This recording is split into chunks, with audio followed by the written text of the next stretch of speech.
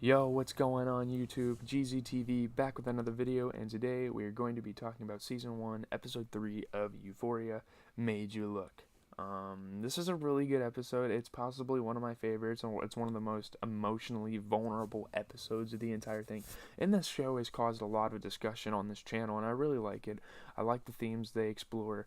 Um, it's a really good show. I definitely suggest it. We still have 13 more episodes of this thing, and I don't know if we're going to get a new season or not, but I hope we do, man. Um, let's start with Kat, getting an introduction to kind of cryptocurrency, humiliation, kinks, embracing her sexuality, that type of thing. That's kind of what she got from this episode. In the beat-down teen psych landscape that is this show, that's a major win. Even if she has to come face to fly area with a micropene in order to make it happen. That was a very disturbing scene, by the way. That's just kind of summing up what happened in Kate's situation. Rue, um, she has a very aching story. I mean, she is fictional, but there's so much sympathy shown to her throughout this episode by the audience, I'm sure. Um, she learns how to latch on to an ally at the end of the episode, an ally. So he kind of learns to find someone from the NA to connect to because no one else is helping her really. Um, I have no idea whether this glimmer of 12-step hope is going to last longer than it takes us pancakes to cook with Ali. Ally Ali. Nice. Um, but yeah, the summer Kat was 11. Rue's voiceover tells us her family went to Jamaica, so we're getting like a childhood story of Kat to start the episode, which I thought was really cool because she's not as big of a character as a lot of the other characters in the show, so she kind of needs a story of her own, right? We watch a flashback to that trip during which Kat got stung by a jellyfish and learned she loved virgin pina coladas. So I guess I got stung by a jellyfish in Florida, so I can kind of relate. Dude, it was horrifying. Like, I was so fucking scared. It scared the shit out of me. I'm not gonna lie. Like, man. In fact, she drank 72 of them over the course of the week. So that's kind of how she got like obese. No offense, no fat shaming to anyone. That's kind of how she got obese. She was in heaven, and then she got home, which obviously things took a turn for the worse. Obviously, when you're that young of an age, you shouldn't really be affected by stuff like this that happens to you, but she was.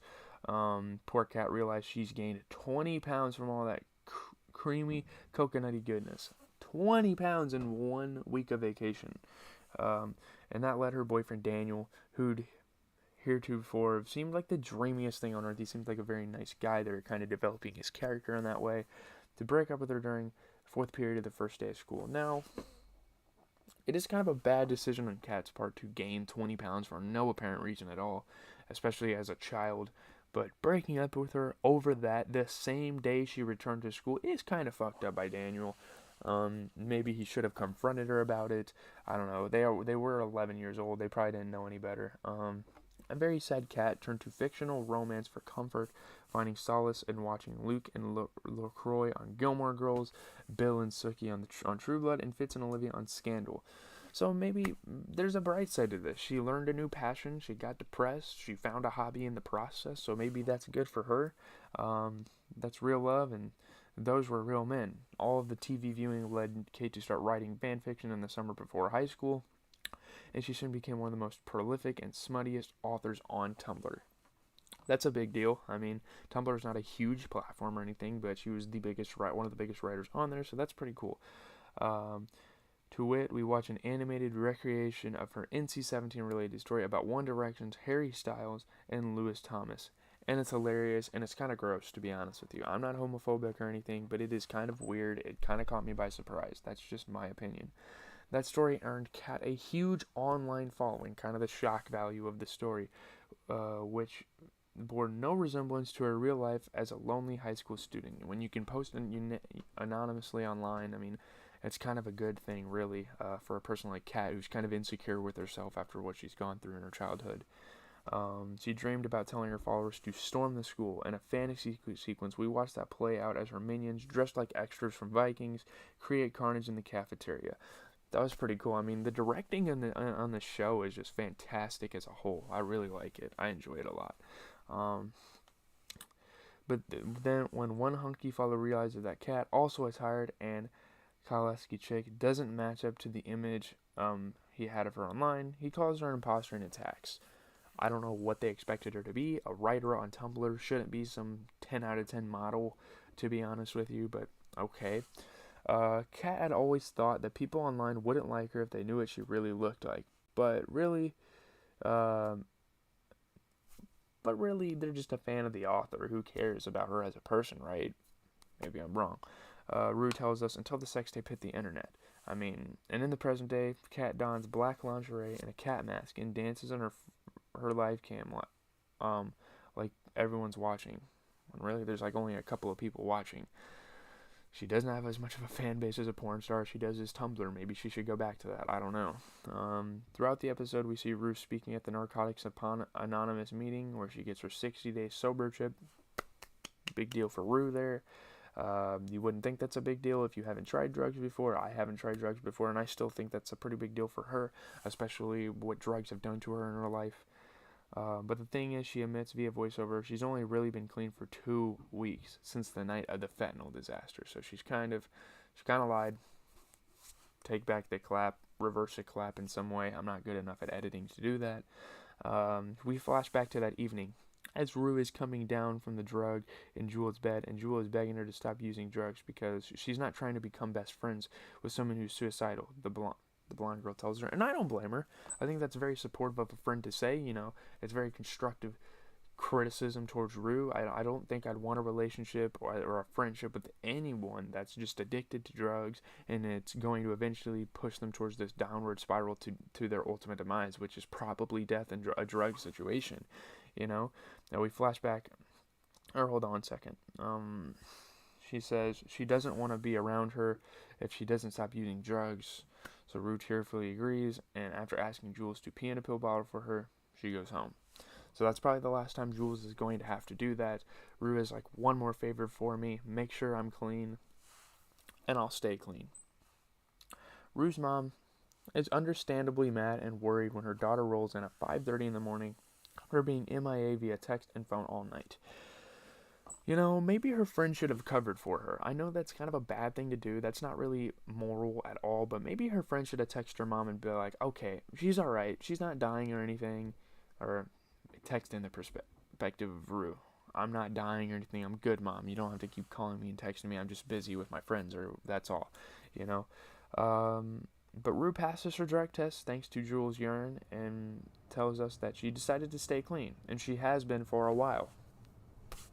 Okay, that's cool.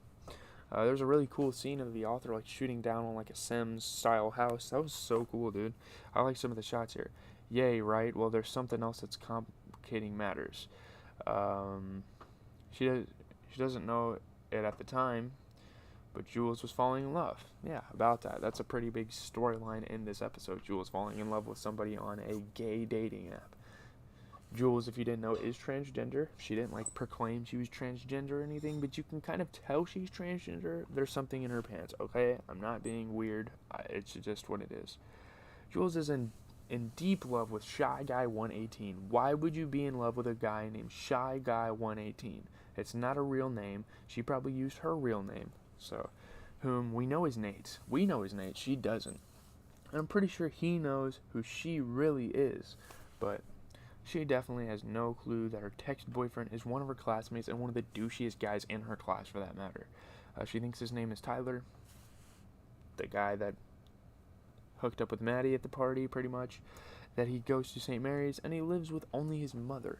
So Nate's pretty much putting this all on Tyler, not him. In a cool split screen bit, we watch both of them go about their days with their phones glued to their hands, their sweetly intimate conversation unfolding at home, in school, and bed. Even when they're in direct contact in person, Nate still plays the part as Shy Guy. The man's pretty damn evil for that, let me say. When a starry-eyed Jules tells Rue, she immediately dismisses him as a fuckboy. The guy behind the phone is a fuckboy, and the guy with the profile pic is probably a fuckboy, let's be honest here. I don't think Rue's lying. I don't think she stuttered when she said that either. Jules immediately recognizes that her friend is jealous, but Rue maintains that she's not. I would not be jealous about my friend hooking up with somebody named Shy Girl, because obviously my friends are into girls. I support the gays. I don't have any gay friends, but yeah, like like if my friend was on Tinder talking, which my friends have been on Tinder before, talking to shy girl, I wouldn't be like, dude, what the fuck? Let me get some. Like, no, dude, come on. Like, let's be real here. So they act like they've moved past it. There's a funny interlude after Tyler sends Jules a photo of his junk. And an aside, Rue gives a tutorial on the different types of dick pics. That was really cool. That was a really cool part of the episode. It kind of just switched to this like fictional thing where Rue like kind of gives us a lecture on dick pics. I thought that was funny. But then Jules asked Rue for help taking some artful semi-nude selfies, and Rue has a hard time keeping her cool. Like, come on. Nudes are not supposed to be artful. I don't think Jules gets fully naked or anything in them. It's not supposed to be artful. It's like the most sloppiest picture on the damn internet is a nude pic. Like, come on, guys. And by the way, the junk was Nate's junk, of course. You guys should probably know that by now. I don't know why you wouldn't just go on Google Images and get a dick pic and send it to her. This guy has some balls, man. No pun intended. Couple that with the fact that Jules, whether or not she's aware of the feelings Rue has caught for her, that's kind of crazy, is incredibly physically affectionate, especially when she realizes that Rue has been clean for 2 weeks. I mean, she is a pretty strange fella. Yeah, it's no surprise when Rue, unbeknownst to Jules, grabs some prescription pills off Jules' kitchen counter and then abruptly leaves. That was sad as an audience to watch that. I was like, no, Rue, why would you do this? Outside, she pops some of the meds in her mouth and then hops on her bike. So obviously, she's not clean anymore. Rue rides to an NA meeting literally after she popped pills, and that's when we realize that the meeting where she spoke is this one. She was on drugs while talking about being off of them. Kind of sick. Outside, sick in a bad way, by the way. Outside, a man named Ali starts asking her questions about her sister and about whether she thinks GS finding her will mess the young girl up for life. Possibly, but I feel like that family definitely got over that by now. I don't know, that might just be me. Gia and Rue have rejoiced. I don't know if Gia was like mad at her in the first place. She was definitely worried for the life of her sister over like, oh my god, why would you do drugs? Like, right? Ali also completely knows that Rue lied about being clean. Let me know you want to stop killing yourself. Giving her his number. So Ali knows a lot. Ali is like, he might be spying on Rue. I don't know. Maybe that's a good thing though. Maybe that's good for Rue's health. At home, Rue finds Gia watching My So-Called Life in her room and curls up alongside her. She said, please promise her you will never fall for a Jordan Catalano. And Gia says he's so cute, giggling. I mean, she has a crush. She's in the early teen years, so she's kind of entering that phase, I guess. But that moment of peace and calm is pretty fleeting. It's pretty wholesome in the show. The next day at school, Jules is excited because Tyler wants to meet her that night after the carnival. Pretty shady. Rue doesn't think this is a safe proposition. Very smart. And the more she's against it, the more Jules feels like her bestie is letting her down. No, she's not. She is pretty much looking out for you. So I would be thankful. It ends badly, so Rue goes to Jules after school to tearfully explain that she just doesn't want anything bad to happen to her. Very understandable again. Jules' anger dissipates, and soon they're hugging with their foreheads touching. And that's the scene right here in the photo. That's like one of the more iconic scenes of the episode. And some weird shit happens, obviously. Nothing like super weird. There's definitely a moment, but when Rue seizes it and kisses Jules, the surprised blonde pulls away, and Rue immediately panics, cries, and leaves. So Rue definitely didn't like mess up the relationship by kissing Jules. I'm sure Jules might have liked it a little bit, actually. She's a pretty affectionate person. She's definitely caring. But she probably was surprised and kind of weirded out by it. But we'll see how that relationship turns up in the future, which I don't think they came into contact anymore in that episode. That was kind of the last interaction we saw between those two. She makes a beeline for Fesco's. Oh boy, this scene, oh my gosh, where she bangs in the door and begs for him to sell her some Oxycontin, but he won't let her in. I think that was a great decision by Fesco. Although she's very mad, you can't give in to the temptations of a friend that's addicted to drugs like that. He said she's not going to help her kill herself, Rue, telling her through the door.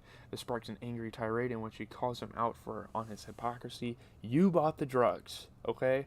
Drug dealers, they're not trying to fuck people's lives up. They're trying to make money, man. Like, you did this to yourself, Rue. You did this to yourself. He was happy to help her get hooked on this stuff, and now he's growing a conscience about it. That's not a good point. It really isn't. She says he fucking ruined her life, sobbing on the doorstep. The least he could do is open the goddamn door and fix it. I don't know how he could. Not by giving you more drugs, because that's what you were there for. He's clearly torn up, but he won't grant her wish. Zendaya was really good in this episode, by the way. She had some great acting. That was probably really hard for Fesco to do and walk away, but he had to do what he had to do. At the end of the episode, Rue pulls out her phone and calls Ollie to see if he still wants to get pancakes or something. Meanwhile, while Nate and Maddie have sex, she gets suspicious and decides to spy on his phone while he's in the shower. It happens in every relationship, really. She has no idea who he's talking to. Since he and Jules have been communicating through the dating app, it's not super simple to see their conversation. He should have probably got a different phone for that, considering he's in a fucking relationship and he's pretending to be someone he's not. But you know something's up when she opens the photo gallery and sees all the shots he's been taking of his little Nate. I don't think it's really that small, to be honest with you. Who knows? Maybe he was saving the pics for you. I don't know. I'm not trying to cover up for Nate, by the way. He's definitely up to something. She knows. She bails, giving him a made-up excuse for why she has to leave, and he's none the wiser. Like, ugh. Why is she riding along with this? That's so toxic to do that. People need to be confrontational more.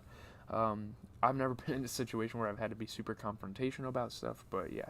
Back to Kat. Her new online audience isn't growing to the rate she'd like, but checking out one of the guys who liked your vid leads her to glean that he's into humiliation porn, which is fucking weird, man. It turns out the guy's willing to pay her to Skype with him, so she gets a quick lesson on Bitcoin from Fesco and his hilarious little brother, and then she's good to go. Ashtray is a great character in the episode, very underappreciated. Her new benefactor refers to himself as kind of an odd duck. We know this. She saw your history. Who has some extreme kinks. Yes, we know. Chief among them, the desire for a beautiful woman to mock him for his micro-penis. What the hell, man? That was so weird.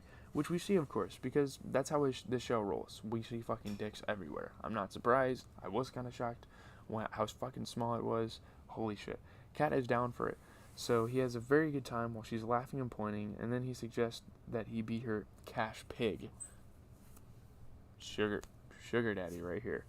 Who will pay her for lots of things, including whenever she wants to fine him for not doing what she says. That's fucking weird. You know, she uses the cash she makes to buy a new mini wardrobe and arrives at school the next day, sporting a whole different look. Fishnets, boots, corset over t-shirt, dramatic makeup, and a choker that reads Kitty. People might start getting suspicious that she has a fucking porn page. But I don't know, maybe not. Yeah.